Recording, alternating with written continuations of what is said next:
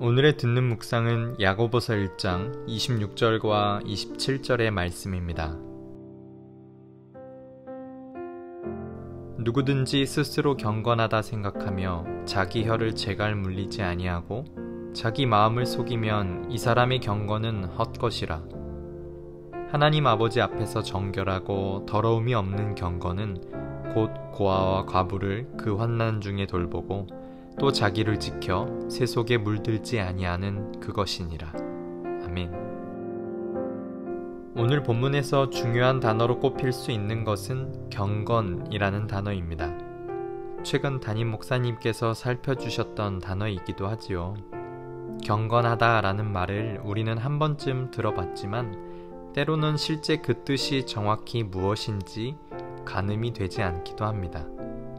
경건한 삶이란 구체적으로 어떤 삶을 말하는 것일까요? 사전적으로 경건은 공경하는 자세로 삼가고 조심함이라고 합니다. 즉 어떤 개인의 태도와 관련된 단어라 할 수 있겠는데요. 하나님을 두려워하는, 하나님을 경외하는 마음으로 나의 자세를 삼가며 살아가는 것이 경건한 자의 모습이라 할 수 있겠습니다. 그런데 그렇다고 해서 경건이라는 것을 자기 자신의 개인적인 주제로만 생각한다면 그것은 반쪽짜리 경건입니다.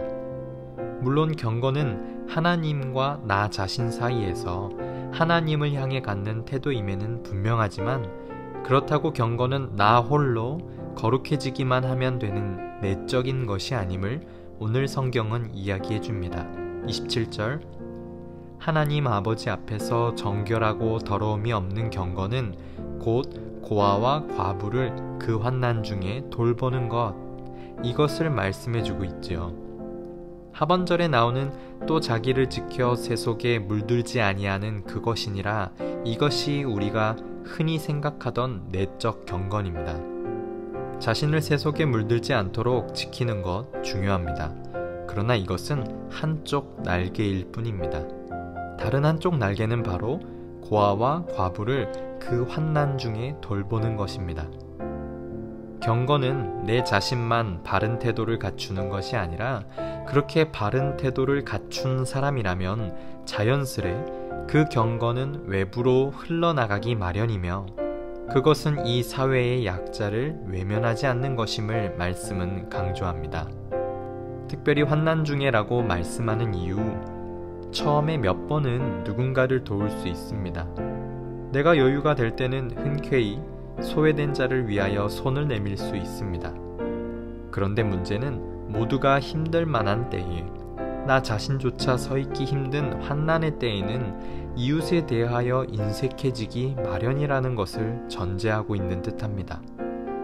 어쩌면 이전보다 더 바쁘고 먹고 살기 위해 치열해지다 보니 우리의 시야에서 언제부턴가 주변에 소외된 자들이 더 이상 보이지 않는 것은 아닌가 말씀을 통해 생각해 보게 됩니다. 누군가는 내 코가 석자인데 다 퍼주다 보면 뭐가 남나요? 말할 수도 있습니다. 틀린 말이 아니지요. 그러나 방금과 같은 이야기 등으로 인해 저희가 너무 인색해지지 않기를 소망합니다. 적어도 그들을 외면하지 않는 것, 적어도 그들은 이럴 거야 나의 양심을 속이려 다른 쪽으로 단정 지으며 깎아내리지 않는 것, 적어도 나의 극히 작은 것이라도 움켜쥐던 것을 나눠보려 하는 것, 하나님은 오히려 이런 것부터 우리에게 요구하는 것일 수 있겠다는 생각을 가져봅니다. 26절 말씀에 귀 기울여 스스로 경건하다 생각하며 자신의 마음을 속이지 않아야겠습니다.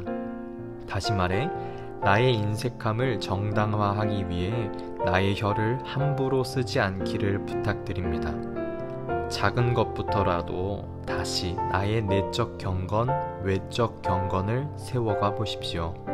하나님 앞에 자신도 지켜가고 우리의 이웃들도 지켜줄 수 있는 우리의 넉넉함이 오늘의 말씀을 통해 넓어져 갈 수 있기를 간절히 축복합니다. 함께 생각해볼 질문을 드립니다. 나를 위한 내적 경건과 이웃을 위한 외적 경건을 세워갈 수 있는 작은 실천거리를 한 가지씩 생각해 보시기 바랍니다.